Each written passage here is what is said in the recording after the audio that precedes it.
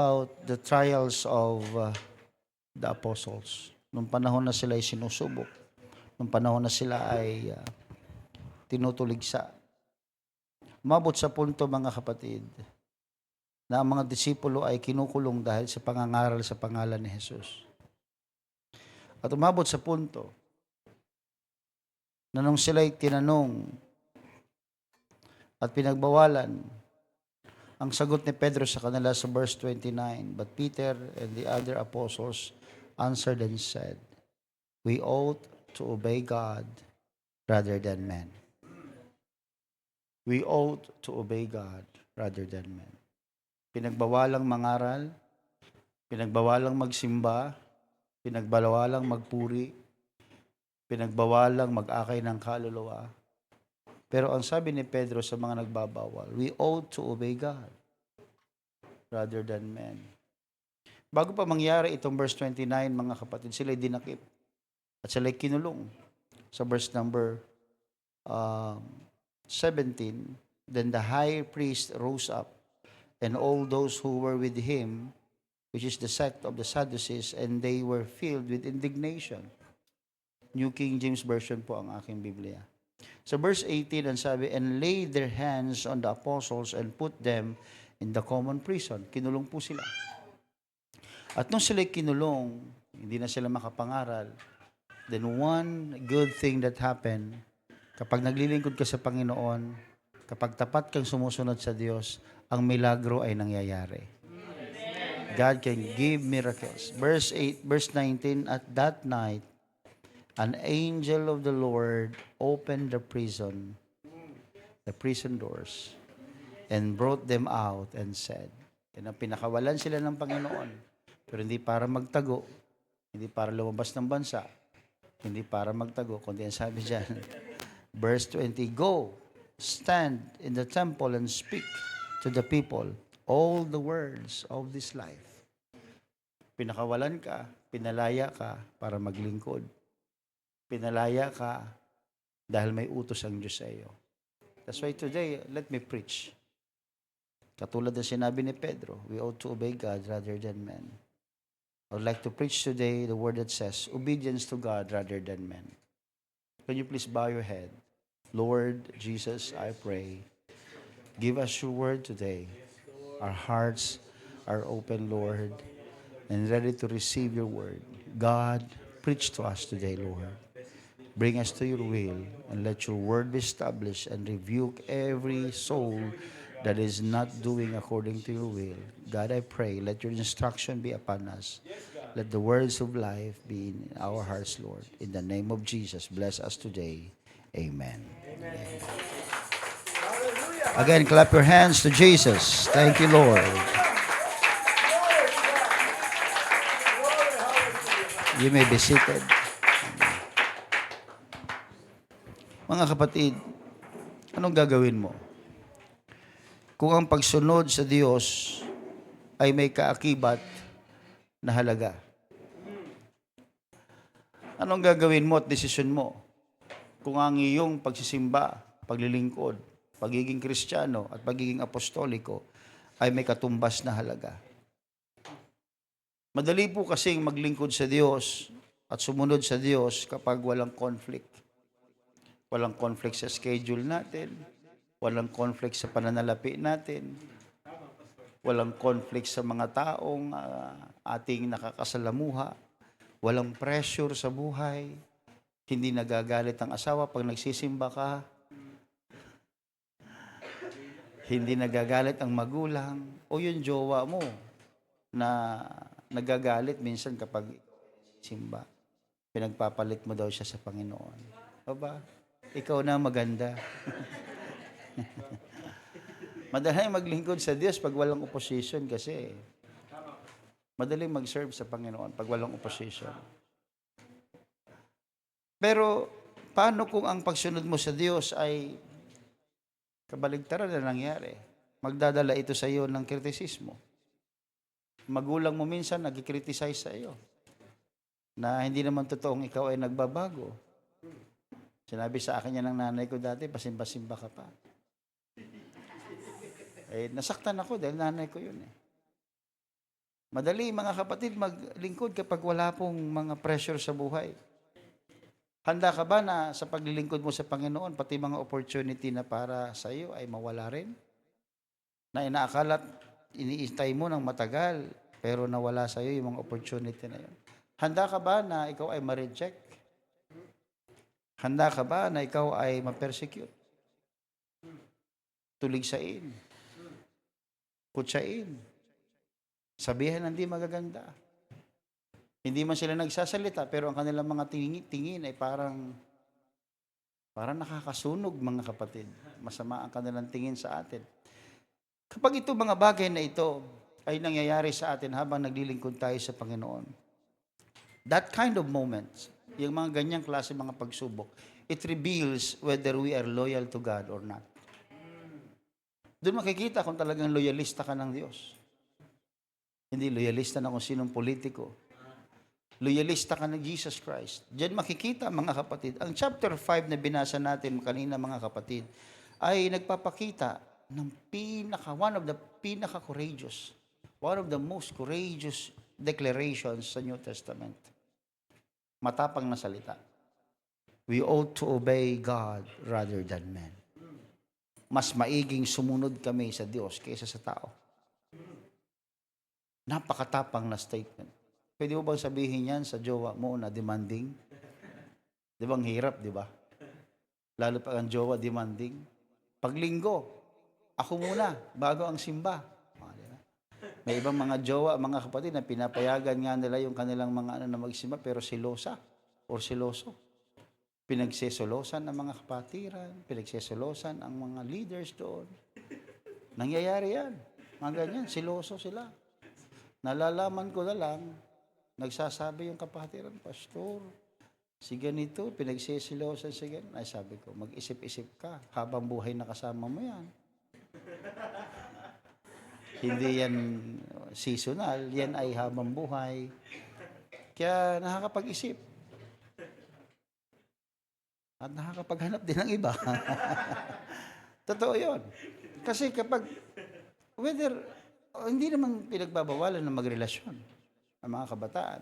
Pero yung bang kasama mo sa buhay ay isa ba sa mga kritisismo mo at pressure mo kapag ikaw ay naglilingkod at nagpatuloy sa kabanalan? Pag ang sagot ay oo, you need to think of your future, mga kapatid. Kaya nga, one of the courageous word ito.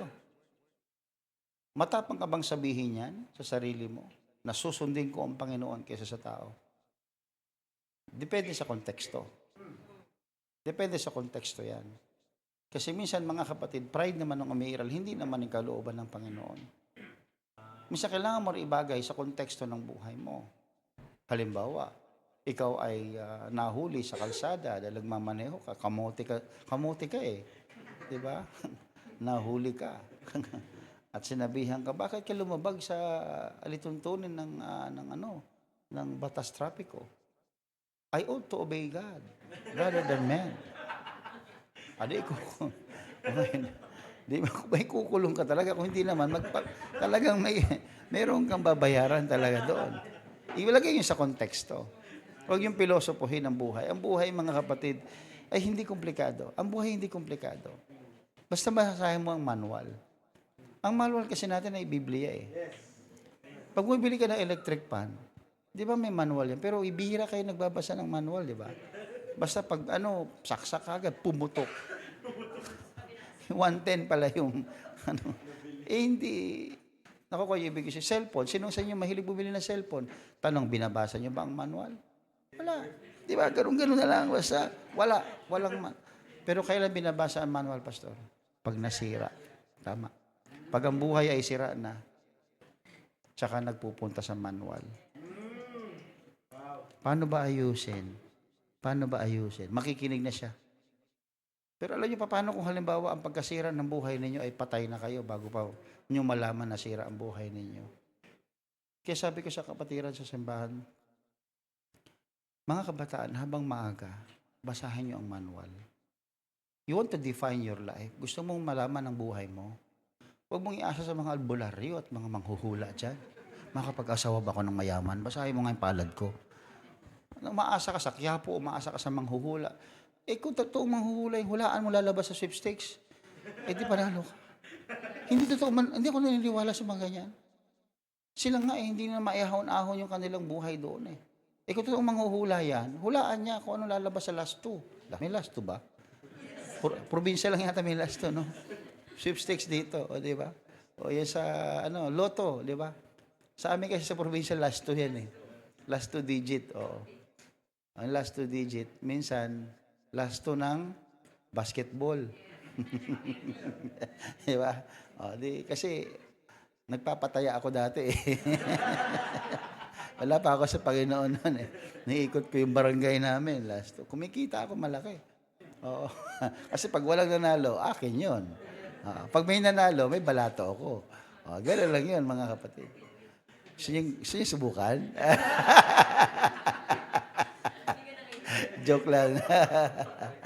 Ganyan sa probinsya, mga kapatid. Ang point ko, sabi ko, kung kailan nasisira ang buhay, tsaka natin naiisipang basahin yung manual. Ba't ba nasisira? Ang cellphone, ba't ba nasisira? Sabi nila, huwag isaksak, huwag gamitin habang nakasaksak. Diba? May cellphone naman na ang bilis mag-charge. Minsan, basta makakita lang ng charger, saksak. Pero hindi niyo ba alam, mayroong certain voltage and amperahe na you can use only on that particular model ng ano. So kaya ba't ang tagal nitong mag-charge? Ang pangit ng charger mo. Hindi yung charger, kasi hindi yun yung fit sa kanya eh. Pero pinipilit natin. Ganoon ang buhay. Hindi ka fit doon, pinipilit mo. Bakit? Hindi mo kasi nabasa yung manual mo eh. Pinipilit mo yung sarili mo sa mundo, hindi ka para dito eh. Kung babasahin mo sa Biblia, ang pinapangako ng Diyos, hindi naman pansamantala. Ang pinapangako ng Panginoon, yung langit. Pero pinipilit mo dito, tingnan mo, kaya hindi ka makapagsimba dahil puro overtime. Activities, hindi ka makapunta. Bakit? Kasi binibigyan mo ng pansin. Hindi ko ayoko kayong pangunahan sa inyong mga desisyon sa buhay. Pero you need to read your manual. And you have your pastor. Yung pastor, pinapaliwanag niya ang manual ng buhay natin.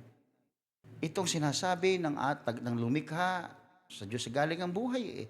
Pero pag kinreate ng isang tao, tignan nyo ang tao pag lumikha ng isang invention, may manual. Ang Diyos din nung linikha ang lahat, may manual. You cannot go against that with that. Kasi, pera na lamang kung gagawa ka ng isang bagay and you don't intend na yun ay tumagal. Hindi. Hindi ka nagagawa ng manual kasi wala namang kwenta to eh. Sandali lang naman gagawa. Diba? No. God created heaven and earth, even men. When He created these things, including men, may manual. Kaya nagkakandawan yung windang-windang yung buhay ng tao. Kasi hindi marunong bumasa ng manual. Pag nagtuturo sa manual, hihikaban. Alam niyo, nakaka-offend kaya yun. Kayo, palit tayo, di ba? Kayo magturo dito, tapos gano'n ang gano'n sa oras. Nakaka-offend yun. Katulad yan, ang relo, nasa likuran. Pag malapit na mag-alas 12, gano'n ang gano'n yan. Akala nyo hindi napapansin ng pastor yan. Masakit kaya sa amin yan. Amen! Para sa pastor, bumaba ka na dyan, gutom na kami. Totoo yun mga kapatid. Kaya yung relo doon sa amin sa pilar, wala sa likuran eh. Nasa harap lang, dito lang yung ganyan. No? Sa poste, hindi kita ng marami. Kaya mga kapatid, let's give time and let's give importance to the manual. This is our manual. And I will be delighted to know if everyone is reading the manual. Nagbabasa po ba kayo ng Biblia? Ginagawa niyong comics na lang? Pampatulog? Diba? Ay, pastor, nakakatatlong chapter ako. Ay, kamusta naman? Wala, hindi ko naintindihan. Kahit isang buong libro pa ng basahin mo, kung di mo naintindihan. That's why you have your pastor. You ask your pastor, Pastor, I read this, pero hindi ko maintindihan. Kasi minsan nagbabasa tayo out of our context. Tulad dyan, sinabi dyan, we ought to obey God rather than men. Pag kinote mo yan at in-apply mo sa buhay mo, didibatihin mo lahat ng tao na nag-a-argue sa iyo, dahil sinasabi mo, susundin ko ang Diyos, hindi ang tao. Di huwag ka na mag-aral. Bakit? Kasi sa eskwelahan, nagtuturo ang teacher, mag-exam tayo, ayaw kong sumunod sa'yo. I ought to. Parang sayang pera mo, nag-enroll ka pa. Wala sa konteksto. Kaya minsan, may binabasa tayo, hindi tugma, kasi nga, hindi sa konteksto. Kaya tanong nyo sa pastor ninyo, Pastor, anong ibig sabihin nito? Si pastor, magpapaliwanag siya based sa konteksto ng salita ng Diyos. Hindi sa konteksto niya at sa konteksto natin. Kasi kung lovers of men kami, pleasures of men, kung anong konteksto ng buhay nyo, hahanapin namin ng Bible verse yan para masabi mo, yan, okay yan. Pastor, hindi naman masama magmandyong, mag-ano lang ka ako. Alam mo yun, Pastor, yung naglilibang-libang lang, alam mo yan, pahipo-hipong ganun, diba? Pasalat-salat, ganyan. Naglilibang lang ako, Pastor. Kung ang pastor nyo, lover of men, hahanap ng bersikulo yon, sasabihin, tama yung ginagawa mo, kapatid. Tuloy mo lang yan, basta mag-tights ka. Wala sa konteksto. Wala sa kontekst yun. Pagsusugal yun eh. Anumang uri ng pagsusugal. Kaya nga tayo mga kapatid, hindi naniniwala sa swerte. Naniniwala ba kayo sa swerte? Ang swerte ko naman. Lumalabas sa bibig nyo yan eh. Hindi ako naniniwala sa swerte. Kasi sa Biblia, walang swerte. Wala kang nabasa dyan, may lucky. May luck, di ba? Blessed. Ibig sabihin, kalooban niya. Kaya lahat na nangyayari, kalooban niya. Kaya kung ikaw, nagkaroon ng honor, nagkaroon ng business, ang swerte ko talaga sa business, hindi ka maswerte sa business. Blessed ka ni Lord. Kaya huwag kayo magsasabi, huwag tayong magwalis ng gabi. Kasi, huwag tayong magpautang sa gabi kasi baka malasin tayo. Saan mo na ba nakuha yun? Sa lola mo na hindi mo nga alam kung saan pinaniwalaan ng lola mo yun? Pagpatay, di ba? Huwag magwalis. Pag umuwi, huwag pausok kasi sundan ka ng kaluluwa. Di ba? Huwag ka didiretso ng bahay, iligaw mo daw yung kaluluwa. Ano man interest ng kaluluwa? So, susundan ka? Ano ka? Sino ka ba? Walang ganoon. Pero tayo, di ba? Di ba? Pas pag patay, yung bata, ihahakbang sa kabaong. Bakit? Anong purpose? Para ano? Para hindi sumunod? Ano ba yun? Anong paniniwala? Di ba? Dalawin. Alam niyo, magpasalamat kayo pag dinadalaw kayo. Importante kayo, ibig sabihin. Sige. Subukan yung makulong, so walang dumalaw. Di ba sa loob, di ba? Pag kumakatok sa inyo mga kaluluwa, magpasalamat kayo. Ay, dinalaw niyo ako. Praise God. Importante ako. Di ba? Tinan mo yung superstitious belief natin. Pero never na patunayan yan. Never. Pinaniniwalaan ng tao. Yung salita ng Diyos, napapatunayan natin, nangyayari. Ay, paniwalaan ng tao. Ito, aliwa-liwanag, Pero ay paniwalaan ng tao. Mas naniniwala tayo sa mga manghuhula. Huwag tayo maniwala sa manghuhula, mga kapatid. Pag may nakita ko sa inyo sa Quiapo, ay kay sa akin. Doon ako Bumibili ng lumay. Ano yung lumay? Ano ba yung Tagalog ng lumay? Gayuma. Lumay sa Bisaya, yung lumay. Gilumay ako nito eh. Yan yung mga di ba, pag mga babae, magaganda ang asawa nila ay mabait. Mabait lang. Wala naman, naniniwala ba kami pangit? Brad, naniniwala kang pogi ka? Hindi, naniniwala kang pogi ka? Hindi yan. Paniniwala niya yun. Ikaw, naniniwala kang pogi ka? Hindi nga. Naniniwala ka ng pogi. Sinong tatalo sa paniniwala mo? Kasi, alam nyo, nakalagay sa Biblia yan, di ba? God honors faith. Ino-honor ng Panginoon ang pananap. Kasi what you believe is what you are. If you believe, may mga tao na they don't believe that they are loved by God. Kung marami lang problema, sasabihin, nakalimutan na sila ng Diyos. What you believe is what you are, kaya ka ganyan. Kasi ang paniniwala mo, hindi ka importante sa Diyos. At ano gagawin ka ba ng Diyos kung hindi ka importante?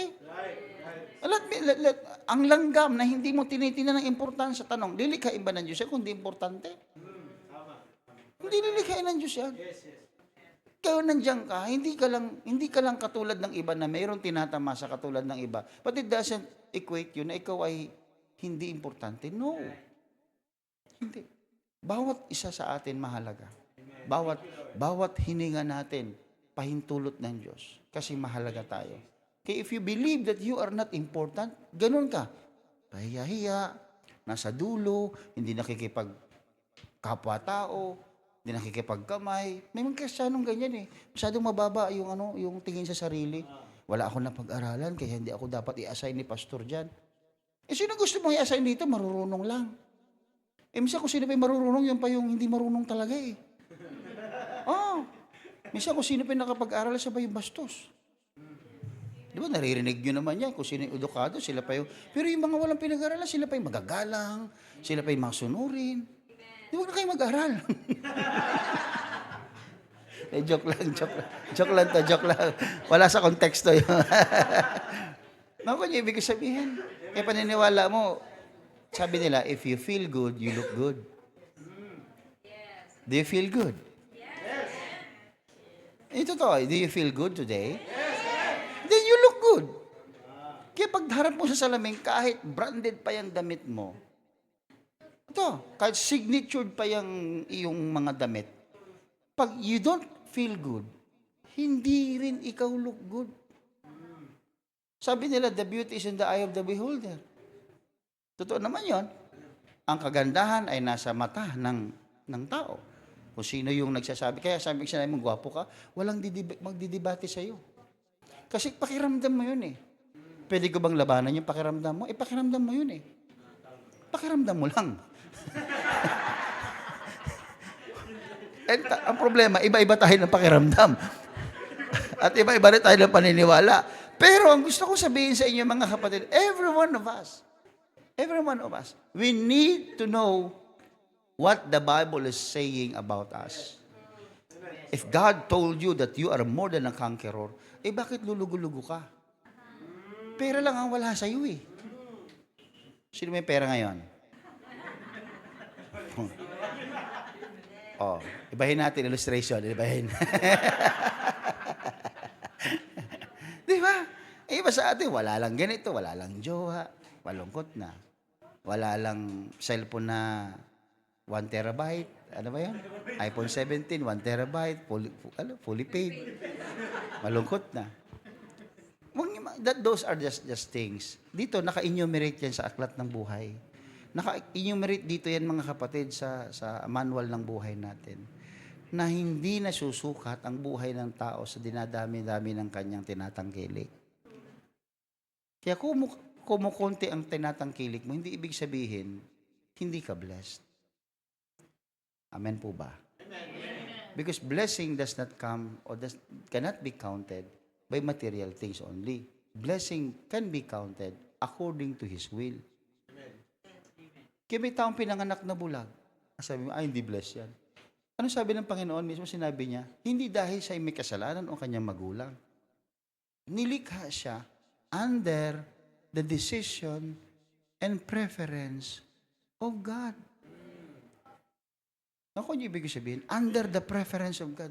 Gusto ni Lord yon. Pwede mo bang labanan yung gusto ni Lord? Kaya kung may nangyayari sa buhay ng isang tao, and then naglilingkod siya sa Panginoon, and yet may mga nangyayari, don't judge the person. Because God is doing something sa buhay niya.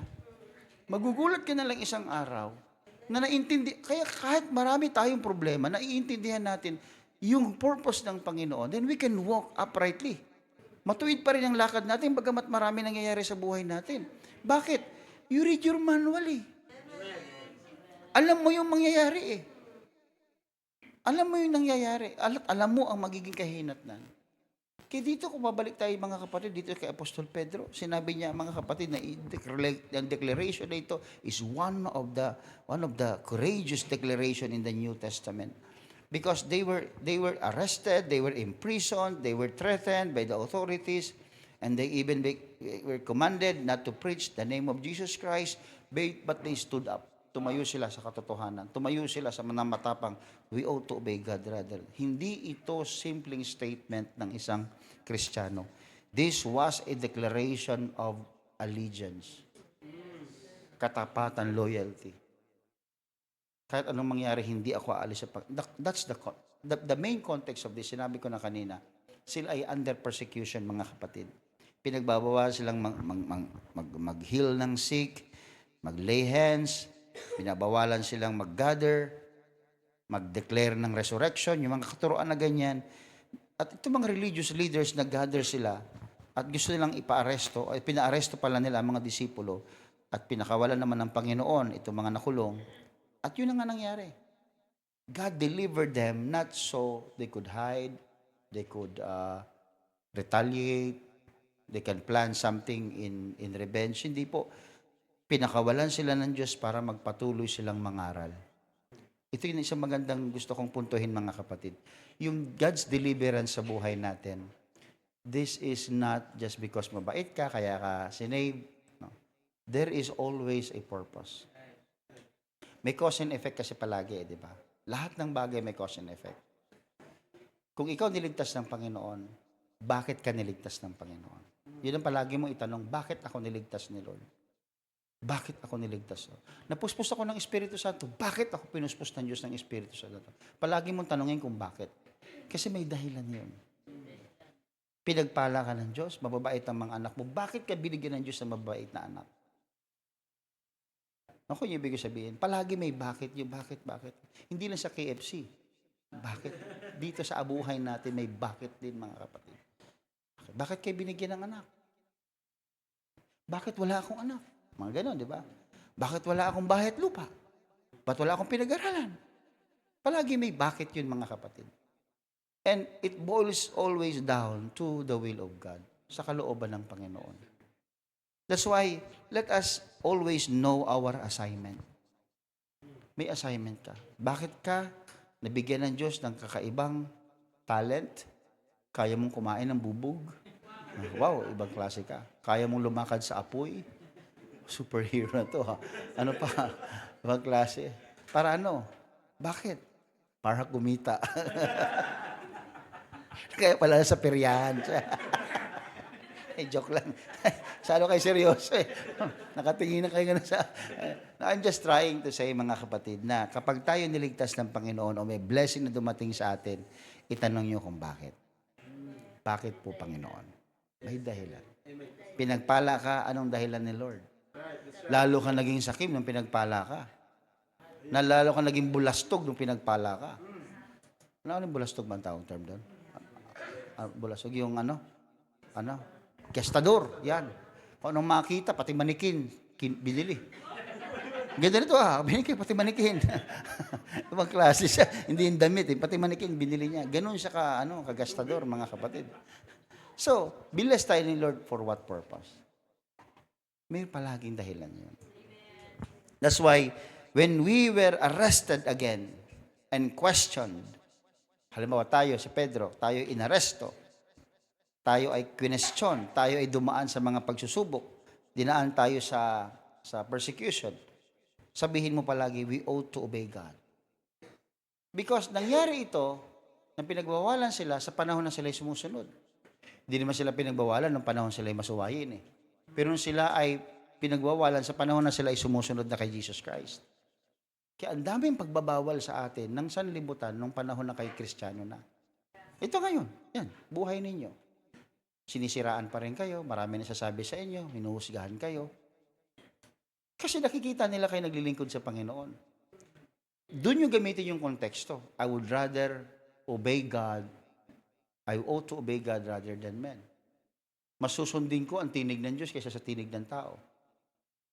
Amen po ba? O pag sinabi ng tinig sa iyo, hindi ka na makakapag-serve sa Panginoon mo. Wala kang pera, wala ka man lang pamasahe. You always choose to believe God rather than what you believe o what you hear pala sa ibang tao. Maraming pagsubok, mga kapatid. At minsan iba-iba itsura. Pero parehas lang ang problema. Oh. Sino dito mga kapatid na may problema sa pera?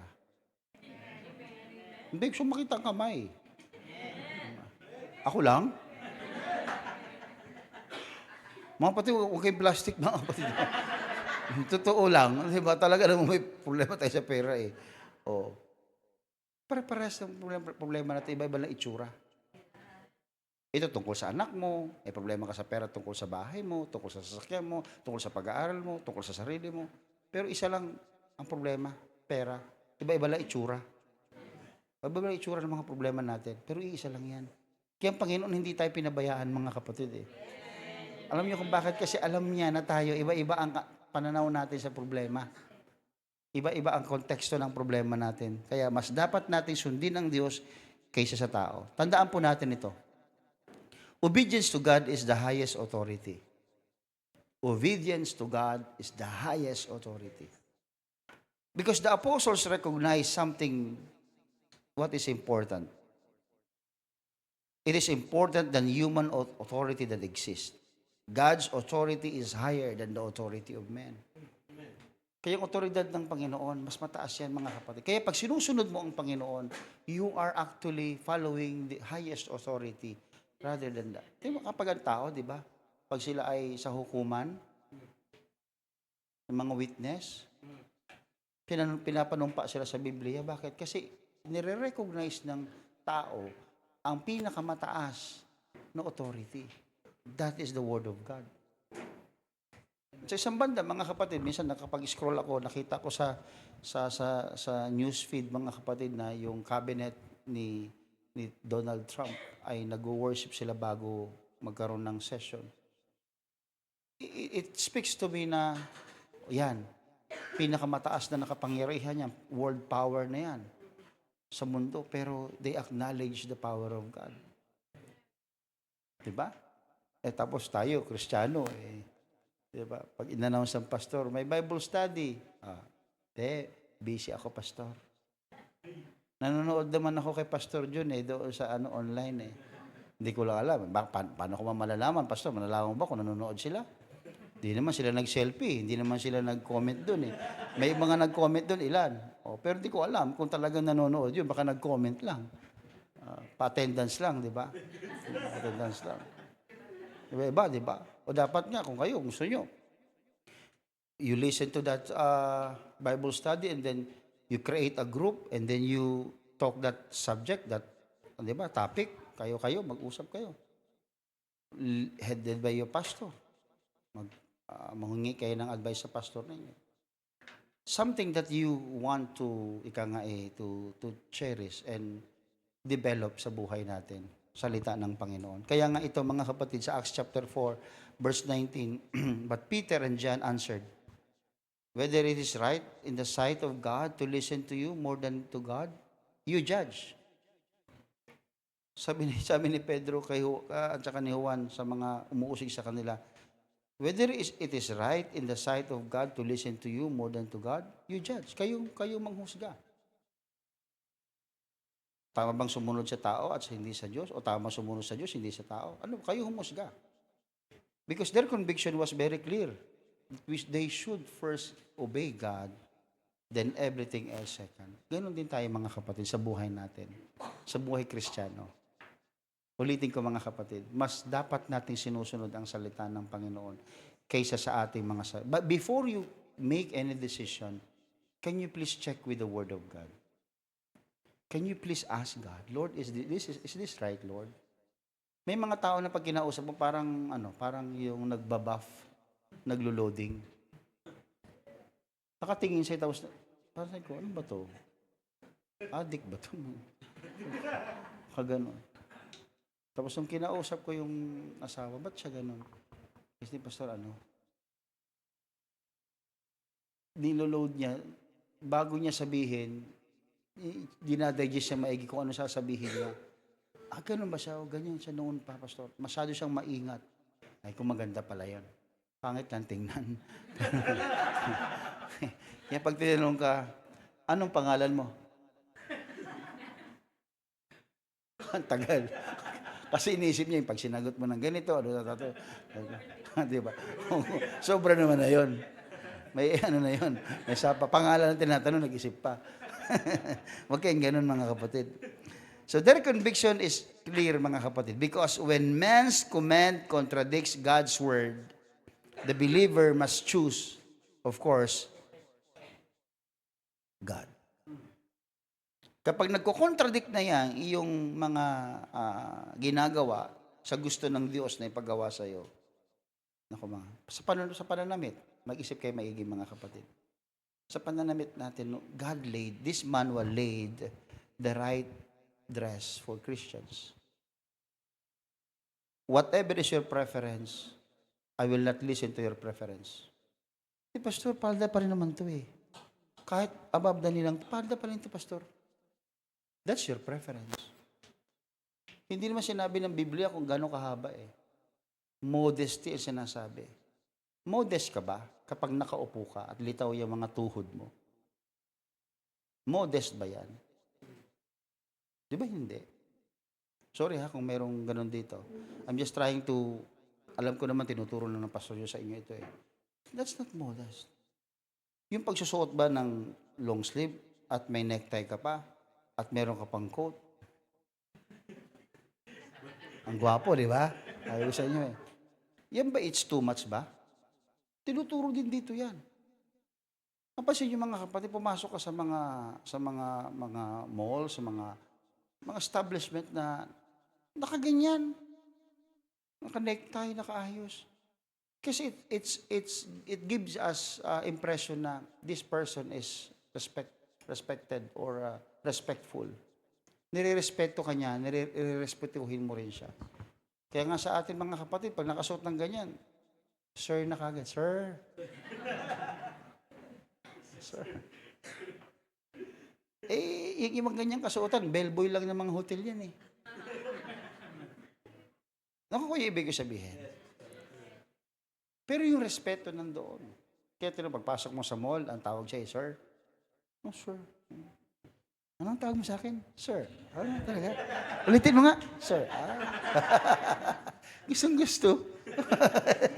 Kasi magalang, di ba? Magalang. Pag tinawag ka lang, psst, bili ka. Kumasa sa'yo, psst, bili ka. Di ba hindi? Pero susundan-sundan ka, sir. What do you want, sir? What do you need, sir? Ano? Pero kung susunod-sunod sa'yo, psst, bili ka na. Psst, huy. Layasan ko yun pag ganun. Because, remember that faith is proven when obedience becomes inconvenient. If obedience becomes inconvenient, pag ang pagsunod ay mahirap, dun lalabas, dun mapapatunayan ang pananampalataya. Pag mahirap gawin ang isang bagay para sa Diyos, dun makikita ang pananampalataya.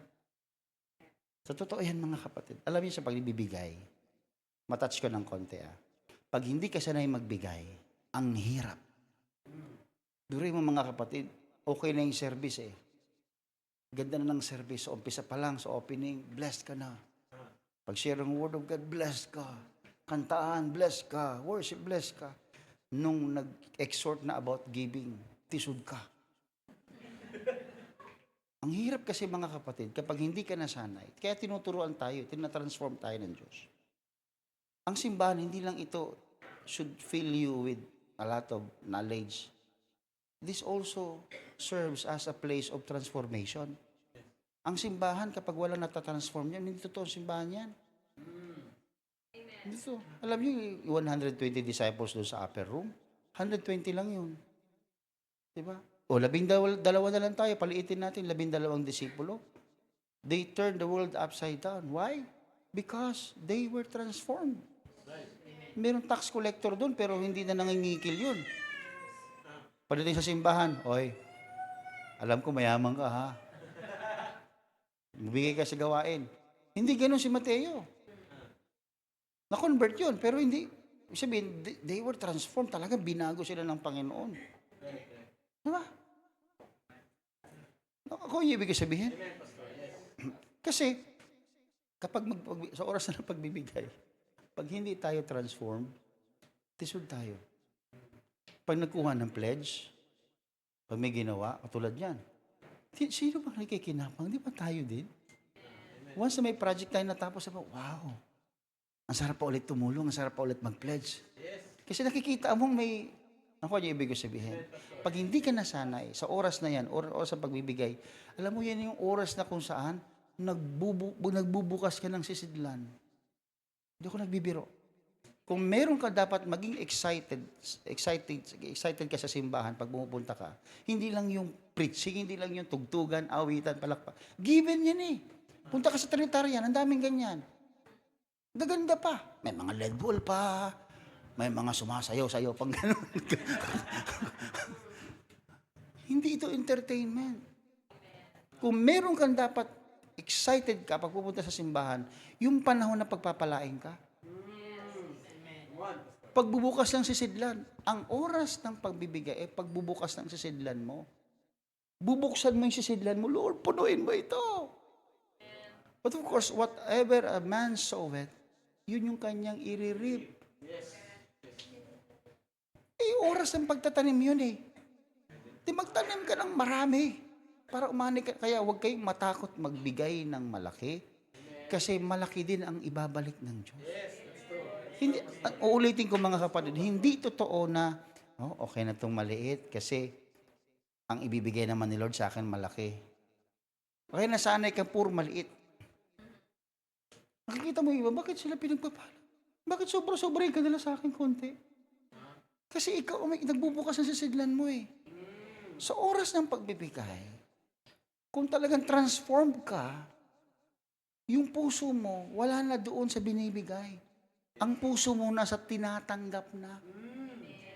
Pag patutunayan ko sa inyo yan mga kapatid, maraming beses sa buhay ko yan, magbigay kayo. At yung pagbibigay, hindi parang, teka lang, meron akong 1.5 sa pitaka ko eh. Ano ba ibibigay ko? Yung 500 o 1,000? Teka lang. Buti nga kung 100 eh. May 20 pa pala, 20 na lang. Dalawa pagpipilian, bigla naging 3. Hindi. Pag kinausap kayo ng Panginoon, huwag kayo, kasi ang pangungusap ng Panginoon, minsan, in a split second, hindi siya uulit. Hindi siya uulit. Psst! Bigay mo yan. Hindi ganun yan. Isang beses lang yan, dadaan yan. Samantalahin nyo. Baka parang, di ba parang nag-e-exam ka, tapos alam ng Diyos yung sagot, hindi ka kasi nag-aral kaya. Ibutiki! 3, 3. C. Umasa sa kapangyarihan na kung ano-ano man yan. Di ba? Huwag ganun. Mag-aral kayo. Pero ito naman, sa konteksto ng salita ng Diyos, mga kapatid, pag ang Panginoon ang usap sa'yo, huwag mong pagmatigasin ang puso mo. Nakalagay naman sa Biblia, di ba? Kapag narinig mong tinig ng Panginoon, sinabing, give it all. May nangyari mga kapatid, isang beses mga kapatid, nangyari sa akin yan. Hindi ko na sabihin kung paano, pero ang Panginoon mismo nang usap sa akin, give it all. Talagang tinanggal ko yung laman ng pitaka ko mga kapatid. Hindi ako nagbibiro. Inabot ko sa Kanya. Pag abot ko, maluha-luha siya mga kapatid. Maluha-luha siya. Di pag uwi ko, siyempre, masaya ako dahil sumunod sa Panginoon. I don't count it as loss. Please, when you give, don't count it as loss. Masaya ka dapat. Kasi pag bigay, salamat nakasunod ako sa Panginoon. Pero parang, palagi mo iniisip, sayang. Habang nagmamaniw ka, sayang. Don't count it as loss when you give. Alam niyo mga kapatid, hindi lumipas yung isang linggo na yon. May malaking blessing tinanggap ako mga kapatid. Hindi ko na sabihin kung magkano kasi baka utangan niyo pa ako. Joke lang. I'm trying to say that if we are going to church, if there will be a portion of the program in the church na excited ka, dapat giving. Because you need to prove to the Lord that when obedience becomes inconvenient, that's the time that you can prove your faith. Oras na pagbibigay ng ikapu, maging tapat po kayo sa ikapu niyo mga kapatid. Maging tapat kayo. Lalo sa aming mga pastor, mga kapatid, maya may nag-aabot. Lalo pag nasa jeep ka. Pasuyo nga. Alam mo, tanggal mo ng tights yun, hindi naman sa'yo yun eh. Huwag mo tanggal ng tights, hindi sa'yo yun eh. Ibig sabihin sa amin, may mga nagbibigay ng mga gamit, di ba? Pera, yung out of their love lang. Sa amin mga kapatid, sa lalo ako, very meticulous ako dyan. Pag may nagbigay, kahit na kunti lang yan, yung mga binibigay nyo sa akin dito, kahit mga bagay-bagay, mga mugs, mga ganyan, yung minsan na nagkaroon ng ano dito, binibigyan nyo ako ng mga regalo. Lahat yun, may ikapu yun. Kinikwenta ko yun sa isip ko. Tapos noon, magsatabi ako noon ngayon pang ikapu ko doon. I honor God. Because that's my increase eh. Tapos di mo naman ginagamit yung tapos, tinaitsan mo. Eh wala kang pakialam kung ayaw kong gamitin. Basta akin yun. No, ibig sabihin, di ba? Akin yun. Binigyan ako ng Diyos eh, sa pamamagitan nyo. Tataitsan ko yun. Babalik ko sa Diyos ang kapurihan noon. Ganun ako mga kapatid. Kaya hindi ako nag-iisip yung na-loss ako, binigyan ito. Bagay naman to. Ba't ko patataitsan? T-shirt, di naman kasya sa akin. Ba't kita taitsan? T-shirt mo pa rin yun. Magpapayad ka kasi. Taba-taba mo na eh. Ay, sorry naman. Kung ibig sabihin, taitsan nyo. Because doon mo mapatunayan sa Panginoon na yung faith mo totoo. Kapag yung medyo may pagdadalawang isip, choose God. Obey God rather than man. Amen po ba? Amen. Kaya sa sunod na linggo, pagpunta niya sa simbahan, sa oras ng pagbibigay, maganda pa obserbahan mo kung masaya sila. Yung bang pag-excited na magpunta doon para maggulog na ano. Tingnan mo rin kung kanilang binigay ay baka mamaya 1,500, may 20-20 yung Hindi, joke lang. Out of your love dapat. Tsaka dapat masaya ka, excited ka. Kasi binubuksan mo sa Diyos yung iyong sisidlan. Lord, naubos ang laman, Lord. Dagdagan mo, Lord. Ang Diyos ang nakakaalam niya. And when you give it, please give it to God. You're not giving only mga kapatid sa pastor o sa simbahan, you're giving to the Lord. Pag binigay mo, huwag mo i-count na loss yun. Investment yun sa lahat. If somehow yung binigyan mo, they spend it parang mali, huwag mo siyang husgahan. Siyang mananagot sa Diyos. Hindi man ikaw eh. Tumigil na yun, nakat na doon after you give, tumigil na doon eh. Ang may pananagutan nun yung binigyan na. Ikaw na nagbigay, naputol na yun doon, hintayin mo yung balik ng Panginoon. Amen po pa. Sarap niyan mga kapatid. Sarap niyan. Kahit na sinong kausap ninyo, pag ang Panginoon nangusap yan, alam naman ng Diyos na may pera ka eh. Alam naman Diyos na meron kang extra eh. Bumili ka ng 2 pirasong bangus, nakasulubong mo yung kapatiran, nagkwentuhan kayo, maya-maya, ay kinikwentuhan nyo naman, hindi buhay ng ibang tao ha. Asa nagkukwentuhan lang kayo? Nagsusubusa pala itong mga ito. Nag-support each other pa sila. Nagkwentuhan lang kayo. Then maya-maya, nangusap ang Panginoon, ibigay mo isang bangus. Hindi mo naman, kapatid ko naman yan, alam ko, meron yan eh. Hindi pa lang nangusap ang Panginoon eh. Bigay mo. Hindi, sige na. Sabi ng Panginoon eh. Kami naman, kahit kayo, pag sabi ng Panginoon, ay, tatanggi pa ba kayo? Sabi na doon ng Panginoon yun eh. Hindi mo tatanggihan yun. O, di tanggap siya. Pero hindi mo alam ang nangyayari sa kanya. Hindi mo alam eh. Pero ang Diyos nakakaalam ng lahat. Maging sensitive kayo, mga kapatid. Pero mag-ingat ngayon, may mga false spirit din. May mga maling espiritu rin. Sabi ng Panginoon, sagutin mo na ako.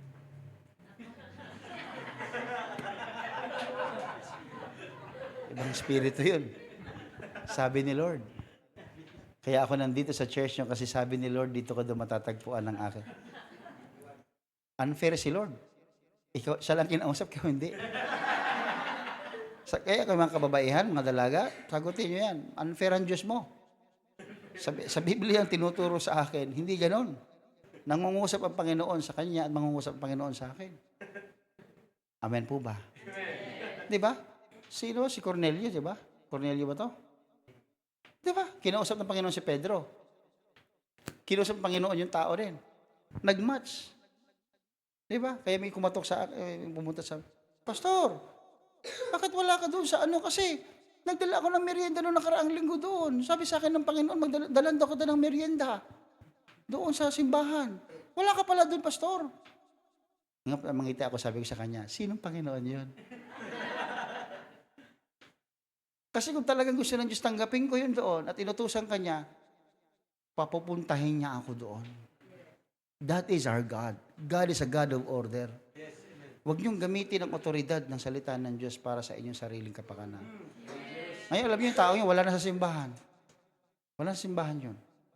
Tuwing linggo talaga, after ng service. Doon pa kami sa simbahan, nag-uwi na at bumabalik yan.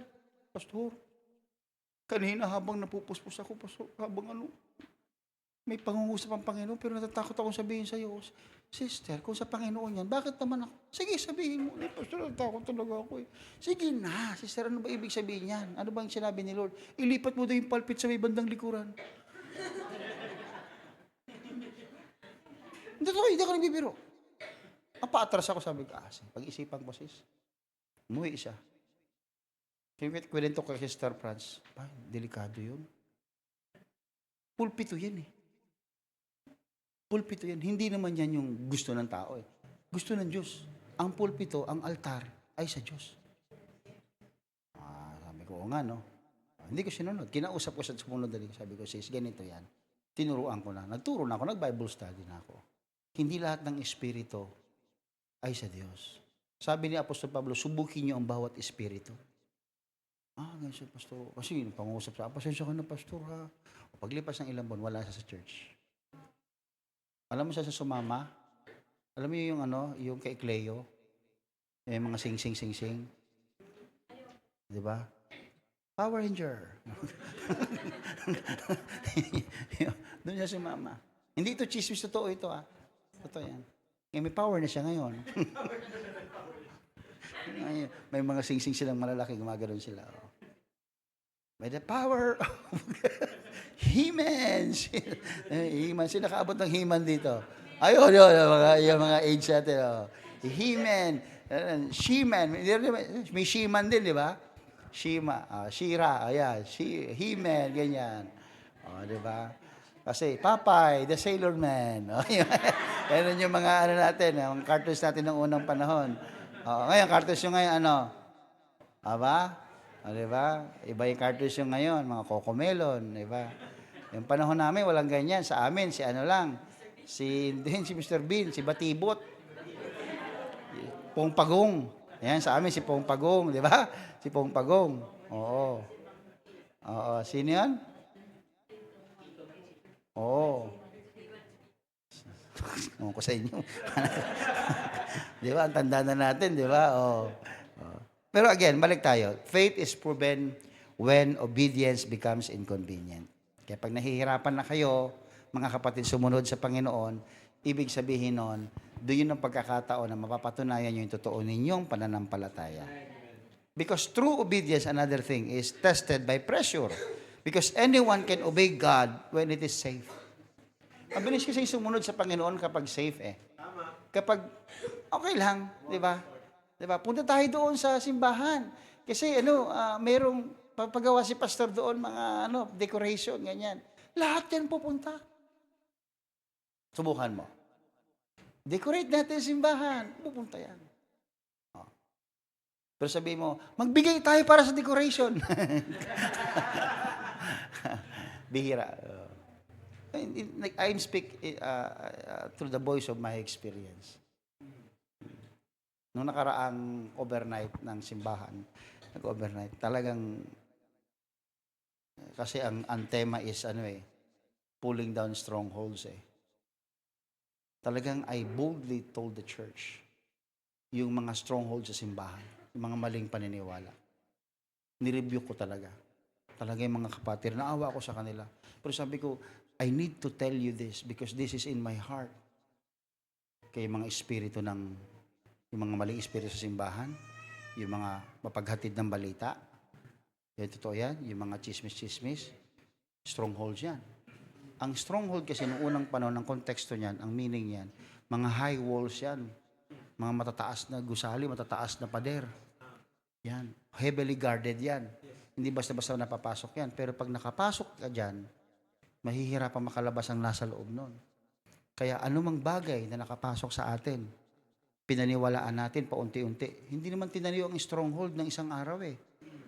Nakikita nyo yan, yung pader na yan, yung parang brick by brick na yan. Ganyan ang pagtatayo ng stronghold. Brick upon every brick. Patong-patong, dahan-dahan. Kaya yung mga maliliit na maling paniniwala mo, isa. Pangalawa, pangatlo, hanggang sa mataas na muog na yan, matibay na muog na yan. Ang hirap mo na paniwalain ang salita ng Panginoon. May stronghold ka na. Nirebuke namin yun. Talaga naramdaman ko mga kapatid, mga kapatiran talaga. Pagkatapos namin, sabi nila, Pastor, nakalaya kami. I don't know their strongholds. Pero sabi nila, Pastor, pakiramdam, napakalaya namin ngayon, Pastor. Sabi ko, yan ang kailangan ng wasakin natin, mga Kristiyano, mga stronghold sa buhay natin. Amen. Amen po ba? Amen. Kaya sabi nito, when it is safe, ang daling sumunod. But the apostles obeyed God when it was so dangerous. They faced arrest, they faced intimidation, they faced possible execution, yet they did not negotiate their obedience. Walang pinag-usapan tungkol sa pagtalikod sa Panginoon. Walang pwedeng tumalo sa kanila. Di ba? Si Shadrach, si Meshach, at si Abednego, ihahagis na lang sa apoy. Wala namang negotiation. Teka lang, boss. Pakisabi sa medyo mainit-init. Bawasan ng konti. Walang ganon. Nung ihahagis na sila, walang negotiation. Please, don't negotiate with God. Pag may sinasabi sa inyo, don't negotiate with God.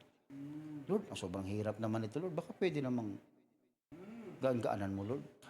No, don't negotiate your obedience. Everybody say amen. Amen. Kaya marami mga kapatiran, mga kapatid na kapag gusto ng blessing, gusto ng mga pangako, pabor ng Diyos, pero tinan mo, pagdating sa mga obedience, ang cost of obedience, hirap na hirap sila. Hirap na hirap. Please, mga kapatid, sabi ng Luke chapter 9, verse 23, He said to them all, if anyone desires to come after me, let him deny himself and take up his cross daily and follow me. The cross. Amen po ba? Amen. Na-share ko ba sa inyo mga kapatid the difference of the cross and ano ba yung isa ba niyan? Burden. Na-share ko ba sa inyo yun? There is a difference. Bakit pinapapasan sa atin ng Diyos ang krus? Ba't yung pinapapasan ng krus? Mahirap yun, Pastor, di ba? Pinisan niya na, tapos na, di ba? It is finished, sabi niya. Ba't pinapapasan niya sa atin? Kasi ang krus, iba. Ang krus kasi, ang kanyang ending, transformation ng tao. Pero yung ating, ano ba yung term na ginamit ko dati? Yung ating mga burden. Yun yung akala natin, kapag paulit-ulit na nangyayari sa isang bagay sa buhay natin, krus ko yan. Hindi. Kasi ang krus, ang ending niya, kaluwalhatian. Pero ano man bagay na pinapasan mo ngayon, ang ending niya, na ko nahihirapan, hindi krus yan. Kasi ang ending ng krus, kaluwalhatian. Hindi katulad yan. Meron kayong asawa, anak. Meron kayong hindi pagkakasundo. Matigas ang ulo ng anak mo. Sabi mo yan kasi ang krus ko eh. Hindi krus ang anak. Hello? Hindi kayo krus. Pako kayo. Ay, joke lang. Hindi kayo krus. Hindi krus ang anak. Huwag niyong isipin ng anak ay binigyan ka ng Diyos para ikaw mahirapan. Hindi. Binigyan ka ng Diyos para matuwa ka. Ang anak ay kaligayahan ng magulang. Pamana nga yan, di ba? Nakalagay niyo, pamana ng Diyos. Tapos ang anak mo, bigat na bigat ka. Tamad-tamad mo, sumpa ka sa buhay ko. Sinumpa ka? Ibig sabihin, si Lord, sinumpa ka? Sa Diyos galing yan eh. Ang anak mo, hindi sumpa yan.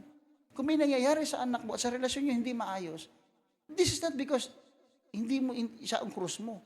Tandaan mo palagi, when you accept everything that is being permitted by God, freely, tinanggap mo ng buong puso mo mga kapatid, yung bagay na yon ay hindi krus.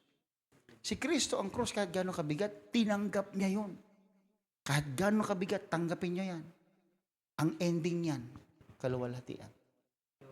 Alam mo, sa bahay hindi naiiwasan yan eh. Anak mo tamad, ay maghugas ng pinggan, ay maglinis. Di ba?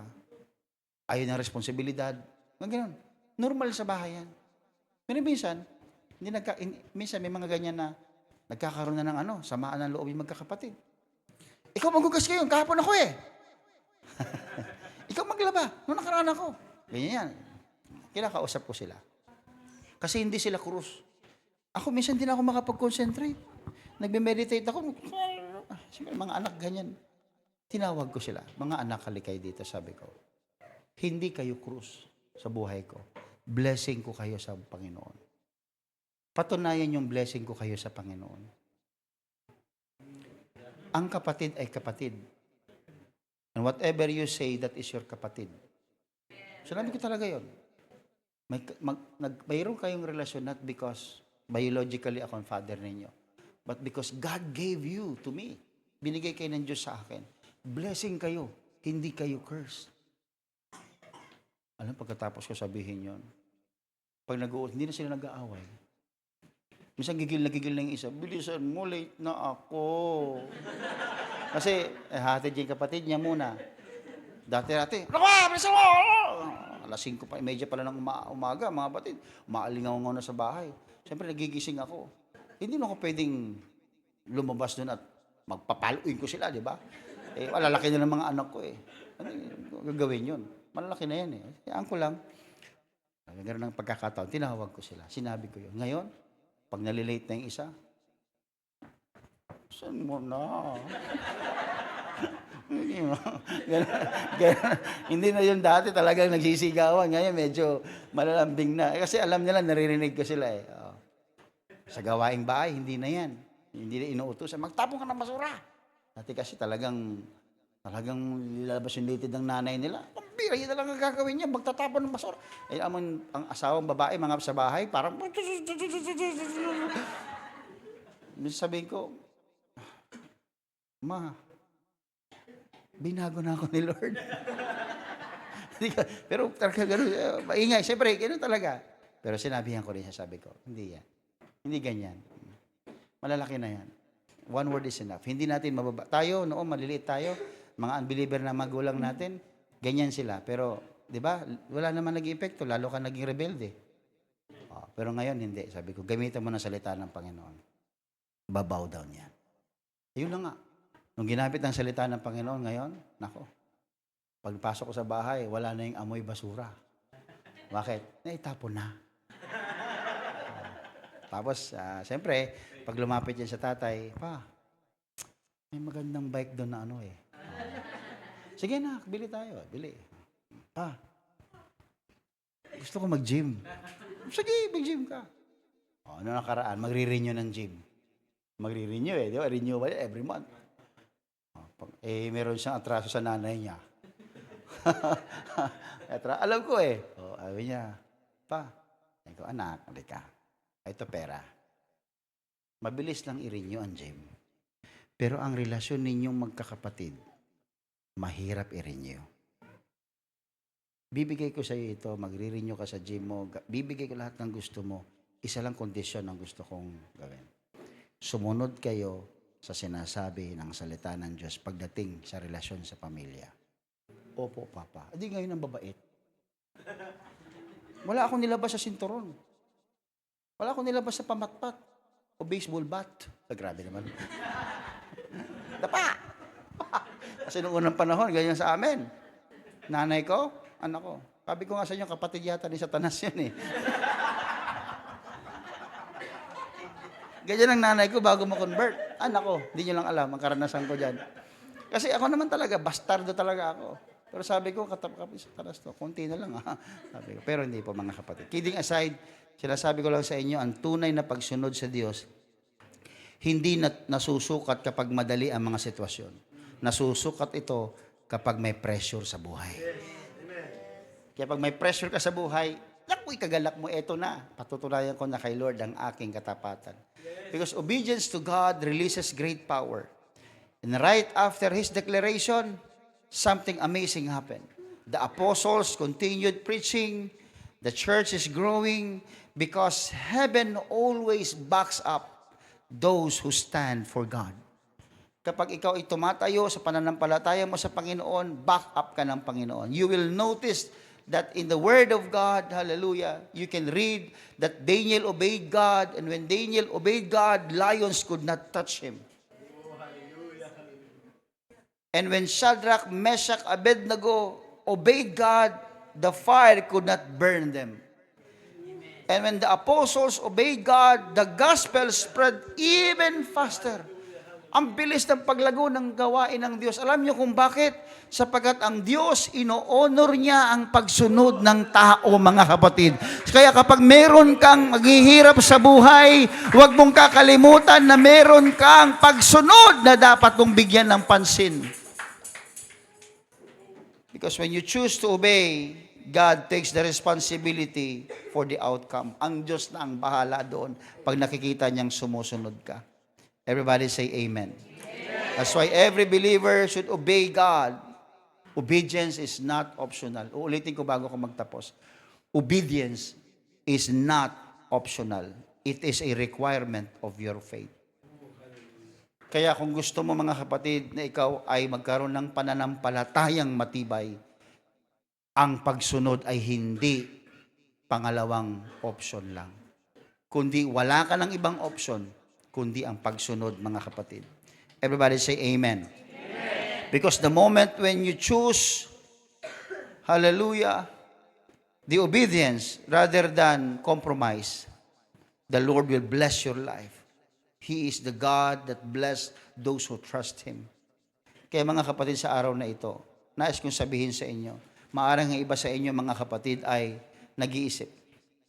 Marang iba sa inyo, mga kapatid, ay mayroong dala-dala sa inyo mga puso, mga kapatid. But some of you, maybe you are pressured. Pressure ka ng tao, pressure ka sa iyong kapaligiran, pressure ka ng iyong pag-aaral, ng iyong negosyo, ng iyong asawa, sa karelasyon mo. Maaaring pressured ka ng takot, mga kapatid. And maybe the enemy is trying to tell you, mag-compromise ka na lang. Huwag ka na sumunod. Pero ngayong araw na ito, mga kapatid, the Spirit of God is calling you, hallelujah, back to your obedience. Because obedience is the place where miracle will happen. Obedience is a place where authority will flow and revival will begin. Let the declaration of Peter be also your declaration. I choose to obey God rather than men. Brethren, let us choose obedience. Pwede bang hilingin ko lahat ay tumayo, mga kapatid? Can you please raise your hand? Taas yung kamay, mga kapatid. Hindi ko alam ang pinagdadaanan nyo ngayon, but God told me today by impression, hallelujah, that some of you need to understand, some of you needs reminder. Choose God. Choose obedience, not convenience. Maybe in your decision today, maaring kapag ikaw ay nagdesisyon na sumunod sa Panginoon, sa Kanyang salita, at sa Kanyang kagustuhan, maaring ang maging unang resulta ay inconvenience sa iyo.